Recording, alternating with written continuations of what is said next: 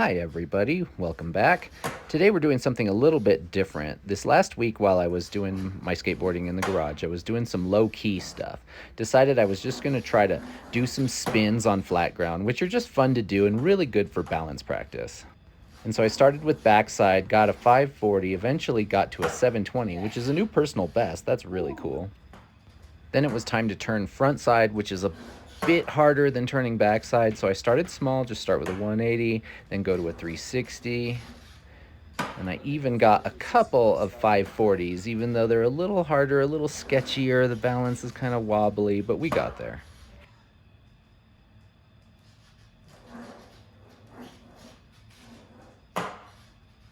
So then it was time to try to pivot off of the nose, which I've never really spent any time trying to develop. So I tried kind of like a nollie pivot, nollie frontside pivot, and it was a lot harder than I thought. I kept slipping out, my balance was way off, so this is a great exercise for me to develop more balance and how to stay on the board when I'm moving around. Eventually I did get to a 360 there. Then the real pain begins when I start trying to turn nollie backside.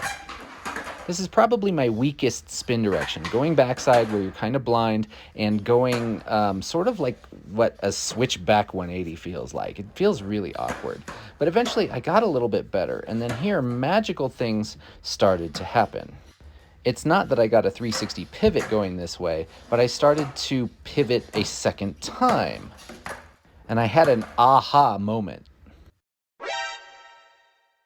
I quickly realized that I've seen that before. That's a maneuver that freestylers do when they kind of do a pivot into a pivot and just continue that motion. So it became the start of endovers for me, and I started trying to do them on purpose. And so for the rest of this first garage session of doing freestyle, I just kept doing endovers, spinning both directions, because essentially there's two ways to do it, kind of a frontside rotation, backside rotation kind of a thing. But I had a blast at seeing how many I could do in a row and not get too horribly dizzy.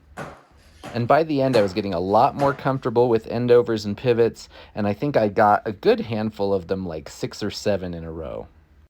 So then I decided, since I'm really working on balance, I'm going to play with some manuals. I got a regular manual and a nose manual. Those are the ones I'm used to. Then I did fakie manual, and I did get it all the way across the garage, but that one took a lot of tries.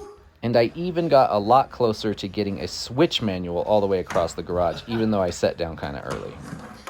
So then the next session I had, I decided I was going to do more freestyle stuff because it was really fun.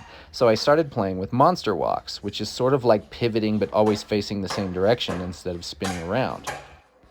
And those weren't too hard, so then I quickly started combining monster walks and endovers, and already realized that there are so many possibilities of combining these tricks. Then as I got comfortable with those, I started trying to put in some shove-its every once in a while, using some of the skills that I know from the street type of skateboarding, even though I know in freestyle shove-its are very common there as well. So after some good lines there, I decided I wanted to start developing some footwork, and I started to just try to imitate some things that I've seen other freestyle skateboarders do, standing on the tail and then switching your feet and kind of walking the board. Doing this little thing that I end up doing a whole lot with like a tail stand and then switch my feet and then cross my feet over. For some reason, that felt like a very natural thing for me to do. And it was a lot of fun, and it just gives me some confidence in board control as well, and just getting my feet to go where I need them to go.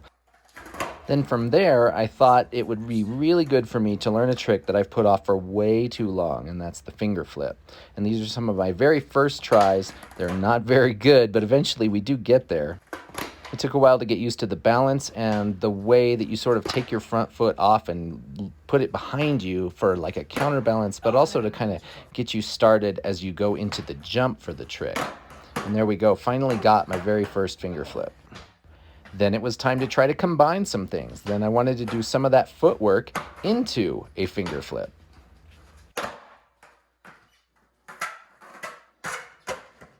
And then from there, I wanted to see how long of a line I could do with the few skills that I've been starting to pick up. So we got a finger flip there. Then I'm going to start rolling, do some monster walks and endover combinations. It's fun to start putting these things together. I can see why freestyle is so appealing in that sense, that takes some of the skills and tricks that you know and then string them together in a way that's really fun and flowy. And it's one of the first times that I felt sort of more creative on the skateboard. I can do tricks and do single tricks here and there, but really that's just one trick at a time for me most of the time. But here, for whatever reason, I added a heel flip at the end of this little line, and that felt really good, and it just sort of naturally came about. So then here we are on the third day of doing some freestyle things, and I realized how helpful it would be if I had a finger flip on the other side. So I'm going to practice a switch finger flip. Is that what we call it? If you do it with the other hand, is it still switch? I think it is. And since I had gotten finger flip and already kind of knew the process for it, it didn't take too long to get it on the other side. You're just spinning it with the other hand and your body is kind of facing the opposite direction. And one of the reasons I wanted that was so that I could use it here. I could do my little footwork thing, do a nose stand, and then go into switch finger flip. And now I've got a lot more options to start creating lines. And I quickly realized, hey, what if I put both finger flips in a line? How cool would that be? And then again, the creativity of freestyle sort of kicked in there. I was like, well, I did the thing I wanted to do. Let's keep going. And I just started sort of moving with the board, ended up doing that. And I hadn't planned on it, but I did it anyway. I think they call it a yo-yo hop. I'm pretty sure Jason Park also calls it a shrimp maneuver of some sort. I know I've heard him say that before. And now here we are at another weird aha moment. Don't ask me why, but when I was grabbing the board to do a finger flip, I ended up spinning. And then I did this, and I accidentally spun around almost a 720, and it just blew my mind. I didn't even know what to think about that. I don't know why I did that spin. It just felt like something I should do. So then, of course, now I got to practice it and actually do it on purpose.